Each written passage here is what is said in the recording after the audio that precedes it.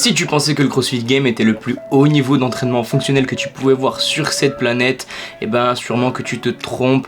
Regarde-moi un petit peu ces machines que je viens de te présenter en intro. Qui sont-ils? Pourquoi on en entend très peu parler ici? Aujourd'hui, on va parler de la Florida Grid League FGL et voir un petit peu quel est cet entraînement fonctionnel qu'on vient de voir en image avec des mecs qui font des mouvements totalement improbables, des charges improbables, qui bossent entre mecs, entre filles. Quel est le concept? Quels sont les intérêts de cette ligue que je viens de découvrir, et on en parle un peu plus en détail pour voir qu'est-ce que c'est exactement, quels sont les avantages, quels sont les inconvénients selon moi. Bref, on fait la revue complète du sujet en images, c'est parti. Comme on peut le voir, on voit que les gens qui participent à ces événements là, Florida Grid League, qui se passe aux États-Unis forcément, sont quand même de grosses machines. On dirait un petit peu du sport universitaire. Les mecs maîtrisent un petit peu tous les standards qu'on voit actuellement au CrossFit, voire vont un petit peu plus loin. Ils ont tous chacun des grosses spécialités, et ça c'est vraiment la chose à mettre en avant. Si on fait un petit peu un point sur les athlètes des différentes équipes qui composent la FL Grid League, on peut se rendre compte que c'est des gens qui ont des gabarits vraiment très différents. D'autres qui vont ressembler, certains qui vont ressembler beaucoup plus à des powerlifters ou à des strongman, et d'autres qui vont avoir des profils beaucoup plus gymniques.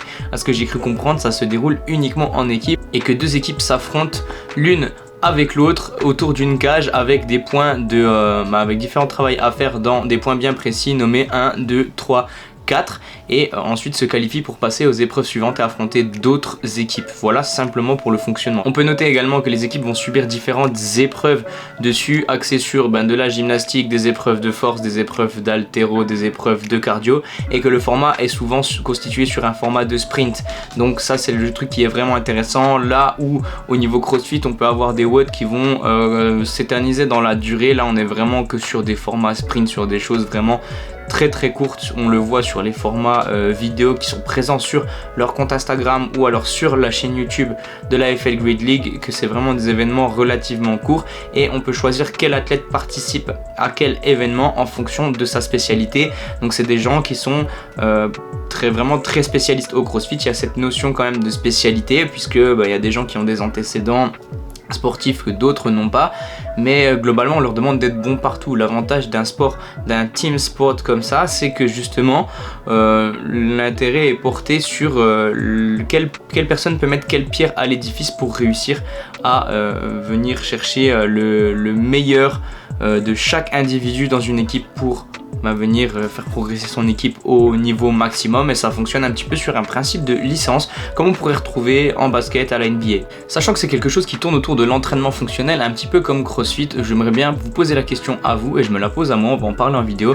Est-ce que ces personnes qui participent en FL Grid League sont des crossfitters ratés, ou alors est-ce que c'est quand même des personnes qui font partie des gens les plus entraînés de la planète pour arriver à bouger comme ils le font et à avoir les performances qu'ils ont, celles qu'on peut voir en vidéo et qui sont montrées partout quand on s'intéresse un petit peu à cette fédération. Si on parle de façon du coup plus globale du NPGL, National Pro Grid League, là on est sur quelque chose qui date de 2014 et qui a été fondé par quelqu'un, un collaborateur CrossFit à la base, et c'était une alternative sérieuse dès 2014 au CrossFit. Donc l'intérêt apporté par Tony Budding, le fondateur en 2014, était de faire s'opposer les meilleurs athlètes fonctionnels en équipe dans cette ligue là. Donc on s'attendait forcément à du très haut niveau, et visiblement ça a beaucoup mieux correspondu à certaines personnes que le CrossFit en règle générale. Résultat, après 3 saisons, donc en 2016, le NGPL s'arrête de fonctionner parce qu'il y avait trop de coûts, c'était visiblement trop ambitieux pour pouvoir lutter contre la machine de guerre, le tank CrossFit, et ça s'est arrêté. Ça a été récupéré plus tard par la Florida Grid League, qui avait pour but de monter une version moins ambitieuse et un petit peu plus locale du projet par rapport à l'ambition de base qui avait été créée en 2014. Il y a du coup aujourd'hui 3 grandes ligues dans ce championnat: American Grid League, la Florida Grid League, East Grid League, et la dernière, je lis mes notes, Atlantic Grid League, qui utilisent le même principe de cette fédération, avec des spécialistes du poids de corps, des spécialistes des poids lourds, des généralistes et des gymnastes qui composent une même équipe pour pouvoir tirer le plus de profit possible des différents profils athlétiques et différentes qualités athlétiques des gens qui composent cette équipe. Les équipes se forment et recrutent leurs membres lors des American Grid Trials. C'est une période d'essai avec des tests à réaliser. Tous les tests durent moins de 4 minutes pour pouvoir déterminer qui sont les athlètes les plus aptes et les plus compétents dans certains domaines, et c'est avec ça que les équipes vont pouvoir recruter tel ou tel athlète et composer leur équipe avant de commencer le championnat. C'est un petit peu le système des tests qu'on peut retrouver à la NFL aussi, en foot américain, etc. Les tests d'avant-saison, là où les équipes se constituent réellement. Si on check un petit peu plus en détail les différences fondamentales entre CrossFit et l'American Grid League, du coup si on parle de façon beaucoup plus globale, c'est qu'au-delà d'être représenté par les CrossFit Games qui représentent les athlètes les 1% les plus entraînés de la planète dans le monde CrossFit, le CrossFit n'est pas forcément quelque chose qui assure le plus de divertissement. C'est pas vraiment le but de CrossFit. Le but de CrossFit, c'est déjà d'avoir des personnes fit, bien entraînées, qui bougent bien, etc. etc. Et l'American Grid League ne se cache pas d'avoir pour ambition de proposer en gros un format d'entraînement fonctionnel qui est beaucoup plus divertissant que ce que CrossFit a à proposer à l'heure actuelle. Donc c'est pour ça que tous les standards ne sont pas les mêmes et qu'on est vraiment sur des choses les plus spectaculaires possibles. Ensuite, il y a des sondages qui ont été réalisés concernant ce que les athlètes préfèrent faire ou n'aiment pas faire, ou etc. etc. Et ça, on va regarder ça un petit peu plus ensemble en images parce que c'est vraiment très intéressant à découvrir. Petit sondage concernant ces pratiquants pour savoir s'ils préféraient faire de la compétition basée en grosse partie sur leurs points faibles ou s'ils voulaient faire de la compétition étant basée uniquement sur leurs points forts. Donc c'est-à-dire utiliser seulement leurs points forts au service d'une équipe pour faire de la compétition. Et il s'est avéré, graphique à l'appui, que si on regarde toute la partie bleue, les gens préféraient dans cette ligue là, en gros c'est des gens majoritairement, elle est composée majoritairement de gens qui préfèrent utiliser leurs points forts pour la compétition plutôt que de travailler avec leurs faiblesses. C'est un petit peu le cas de CrossFit parce que comme c'est beaucoup plus généraliste, et du coup vous allez être obligé de taffer avec vos points faibles aussi, puisqu'il y a cette idée de d'être généraliste, d'être le plus complet possible, et c'est ce qui est un peu oublié sur l'American Grid Association avec ses différentes ligues, puisqu'on cherche vraiment des spécialistes, je rappelle encore une fois, pour tirer un max d'avantages et faire progresser son équipe. C'est dommage qu'on n'ait pas exactement les chiffres de la population sondée, etc., etc., avec des pourcentages clairs. Si on regarde simplement les graphiques, on peut considérer aussi que c'est des gens qui préfèrent du coup faire de la compétition en équipe. Et je l'ai vu passer un petit peu sur un des sites internet des ligues. On voit que c'est beaucoup de gens qui préféraient l'esprit des sports collectifs malgré tout. Et il y a pas mal, bon forcément il y a des athlètes de CrossFit, il y a des athlètes en haltéro, etc., mais il y a beaucoup de gens qui ont tenté leur chance en foot américain, en foot, en volleyball, etc.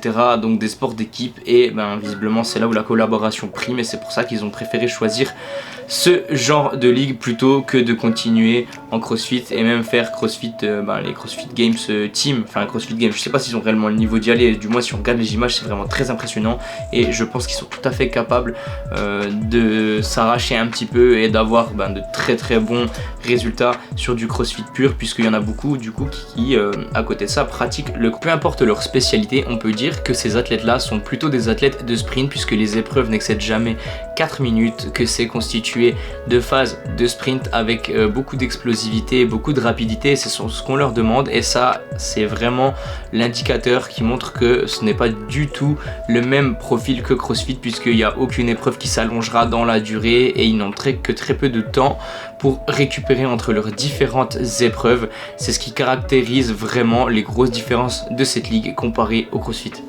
Là où les avis se rejoignent, et c'est à mon sens quelque chose de très bien, c'est qu'on travaillera toujours dans cette ligue là avec aussi beaucoup d'intensité. Donc que vous soyez un spécialiste de la gym, un spécialiste de l'haltéro, du strongman ou quelqu'un de plutôt généraliste, vous allez vous y retrouver, puisque on vous demandera de mettre un maximum d'intensité sur l'ensemble de vos épreuves en fonction des modalités que vous êtes capable de fournir pour faire progresser votre équipe. Maintenant je te pose la question à toi qui as forcément des spécialités dans un sport ou dans le fitness en général. Est-ce que c'est une ligue que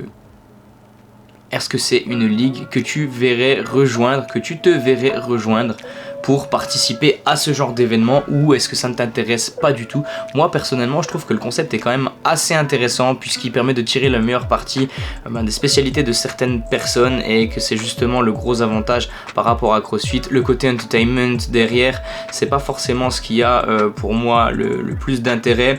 Je trouve que ce que propose CrossFit à regarder est tout aussi divertissant. Maintenant faut voir ce que ça donne en termes de santé, en termes de longévité. On sait que le sport à haut niveau, c'est pas forcément axé vraiment au niveau de la santé. Il y a d'autres choses dont les athlètes ne vous parlent pas forcément, si vous voyez ce que je veux dire.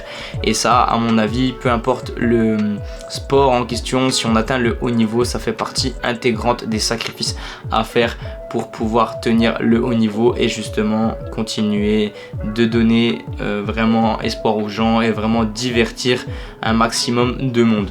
C'était tout pour moi. Peut-être que je ferai une prochaine vidéo destinée encore une fois à cette association, à cette ligue, et dans cette vidéo là on essaiera de tester des épreuves, puisque j'ai vu qu'on pouvait postuler pour des épreuves en ligne et tester certaines épreuves pour se faire engager par des teams. Dis-moi en commentaire si ça t'intéresse, essaye de me donner un petit peu ton avis en commentaire sur cette ligue là en fonction des informations que je t'ai données à rechercher par toi-même. On échange, mes comptes Instagram sont dans la description, le lien de mes réseaux sociaux et mon site internet aussi. Si tu veux ton coaching pour progresser, être la meilleure version de toi-même, eh ben tu vas sur le site internet, tous les coachings sont disponibles, il me reste quelques places encore. Je choisirai bien sûr les personnes les plus motivées pour aller au bout de leur aventure ensemble. C'était Joe Training, n'oublie pas, l'essentiel pour commencer c'est de commencer, et nous on se retrouve pour une prochaine vidéo très bientôt.